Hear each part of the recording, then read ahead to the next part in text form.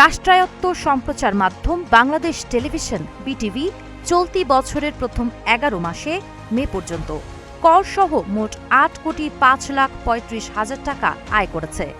একই সময়ে প্রতিষ্ঠানটির ব্যয় হয়েছে ২৫৪,১৮,৪৫,০০০ টাকা।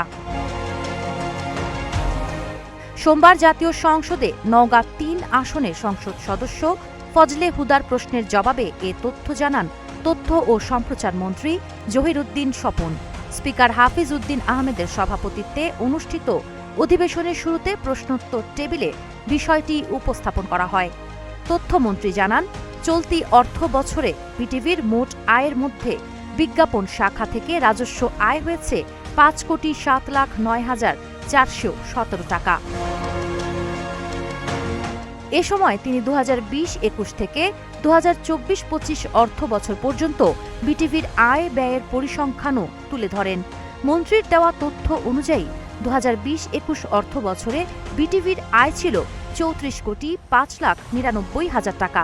বিপরীতে ব্যয় ছিল ২৮,৮১,৮৬,০০০ টাকা। ২০২১-২২ অর্থ বছরে আয় হয় ৪০,২৬,৬০,০০০ টাকা এবং ব্যয় হয় ২৮,৪৭,৪৭,২৭,০০০ টাকা।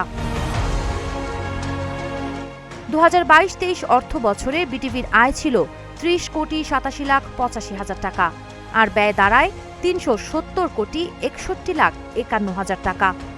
২০২৩-২৪ অর্থ বছরে প্রতিষ্ঠানটির আয় হয় ৪৪,২১,২২,০০০ টাকা, যেখানে ব্যয় ছিল ২৯,৫,৫,৬০,০০০ টাকা।